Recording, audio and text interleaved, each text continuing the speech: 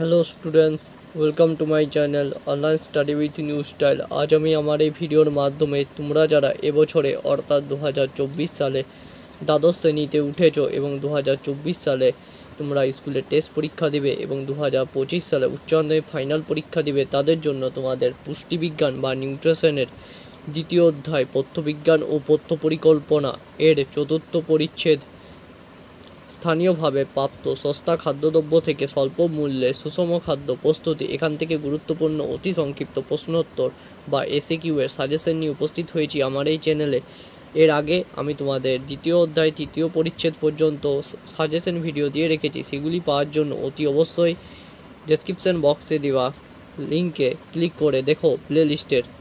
আজকে তোমাদের এখান থেকে অতি সংক্ষিপ্ত প্রশ্নোত্তর বা এসএকিউ সাজেশন দিচ্ছি, যেগুলি তোমাদের ফাইনাল পরীক্ষার জন্য খুবই গুরুত্বপূর্ণ। সুতরাং আজকের এই ভিডিওটি তোমরা প্রথম থেকে শেষ পর্যন্ত মনোযোগ সহকারে দেখো, কারণ আমি এই ভিডিও চলাকালীন এই প্রশ্নোত্তরে ফ্রি পিডিএফের পাসওয়ার্ডটি দেখিয়ে দেবো, যার মাধ্যমে তোমরা ডেসক্রিপশন বক্স থেকে পিডিএফ ডাউনলোড করে ওপেন করে পড়তে পারবে। সুতরাং আজকের এই ভিডিওটি শুরু করা যাক।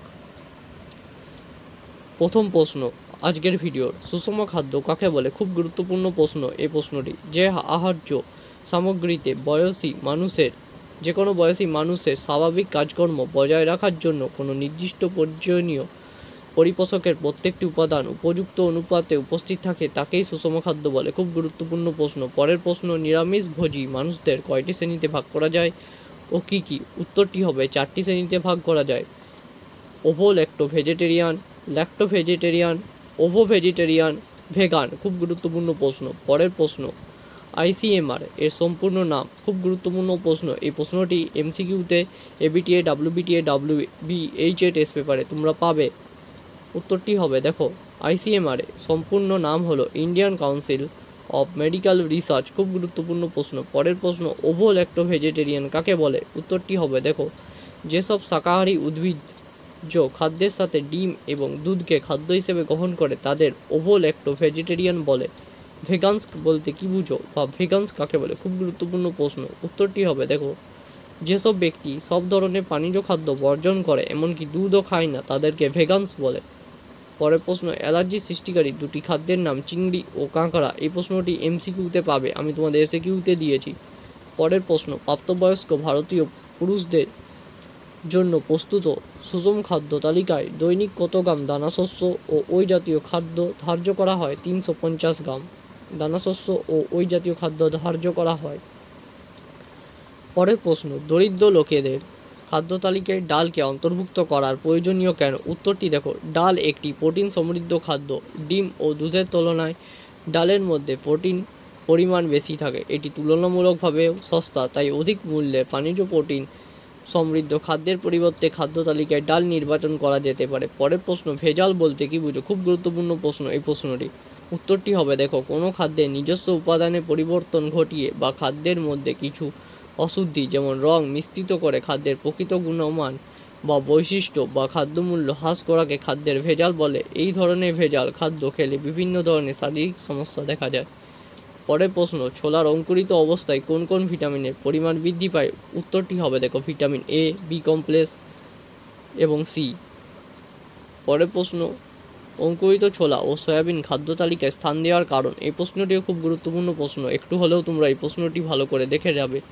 উত্তরটি হবে দেখো অঙ্কুরিত ছোলা ও সয়াবিন সহজপাচ্য, সহজলভ্য, স্বল্প মূল্যের খাদ্য এবং এগুলি পুষ্টিমূল্য অনেক বেশি। যেমন অঙ্কুরিত ছোলায় পর্যাপ্ত ভিটামিন সি পাওয়া যায়, আবার সয়াবিনে পর্যাপ্ত পরিমাণ প্রোটিন পাওয়া যায়। এছাড়া এদের থেকে নানা রকম খাদ্যদ্রব্য প্রস্তুত করা হয়, এই কারণে স্বল্প মূল্য খাদ্য হিসেবে এদের খাদ্য তালিকায় স্থান নেওয়া হয়। পরের প্রশ্ন, খাদ্যের প্রতি অসহনশীলতা বলতে কি বুঝো? খুব গুরুত্বপূর্ণ প্রশ্ন। উত্তরটি দেখো যে সকল ব্যক্তির একই খাদ্য গ্রহণ করতে পারে না। বাস্তব ক্ষেত্রে দেখা যায় কোনো ধরনের খাদ্য গ্রহণ করলে কোনো ব্যক্তির পেটের গণ্ডগোল সৃষ্টি হয় এবং হজম ক্রিয়ায় ব্যাঘাত ঘটে, বা বিশেষ কোনো খাদ্য ব্যক্তির অ্যালার্জি সৃষ্টি করে, যেমন কাঁকড়া, চিংড়ি প্রভৃতি খাবারের অনেকেরই অ্যালার্জি থাকে, একে খাদ্যের প্রতি অসহনশীলতা বলে। পরের প্রশ্ন, খেসারির ডালে কোন ক্ষতিকারক পদার্থ থাকে? উত্তরটি হবে বিটা অক্সালিন অ্যামিনো অ্যালানিন। এই প্রশ্নটি এসিকিউ এবং এমসিকিউতে তোমরা ফাইনাল পরীক্ষায় পেতে পারো। পরের প্রশ্ন, ভেজাল হিসেবে কোন কোন খাদ্যদ্রব্যে রং ব্যবহার করা হয়? এর কুফল কি? দেখে নাও উত্তরটি। পরের প্রশ্ন, সয়াবিনে ভিটামিন এর পরিমাণ কত থাকে?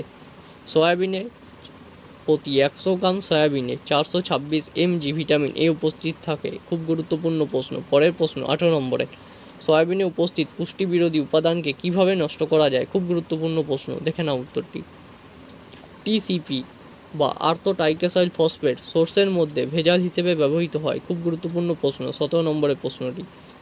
বা এরকমও আসতে পারে, টিসিপি ফুল ফর্ম লেখো, তখন লিখতে হবে আর্থো ট্রাইকেসাইল ফসফেট, এটি সোর্সের মধ্যে ভেজাল হিসেবে থাকে। এমসিকিউতে বা এসিকিউতে তোমরা পাবে এই প্রশ্নটি টেস্ট পেপার যখন করবে। সয়াবিনের ক্ষেত্রে তাপশক্তি সরবরাহকারী উপাদান হিসেবে শর্করাদিশ্য ফ্যাটের পরিমাণ প্রতি 100 গ্রাম সয়াবিনে 20.9 গ্রাম কার্বোহাইড্রেট বা শর্করা এবং 19.5 গ্রাম দৃশ্য ফ্যাট উপস্থিত। খুব গুরুত্বপূর্ণ প্রশ্ন। এই 18টি এসএকিউ প্রশ্ন তোমরা দ্বিতীয় অধ্যায় চতুর্থ পরিচ্ছেদ থেকে ভালো করে করো। পরবর্তীতে আমি লং কোশ্চেনের উত্তর সময় সাজেশন ভিডিও নিয়ে আসবো, সেগুলি পাওয়ার জন্য অতি অবশ্যই চ্যানেলটিকে সাবস্ক্রাইব করো। ভিডিওগুলি ভালো লেগে থাকলে লাইক করো, বন্ধুদের মধ্যে শেয়ার করো। চ্যানেলে নতুন হলে অবশ্যই এই চ্যানেলটিকে সাবস্ক্রাইব করতে ভুলো না। আজ এতটাই, পরদিন দেখাবে অন্য একটি নতুন এরকমই ভিডিওতে।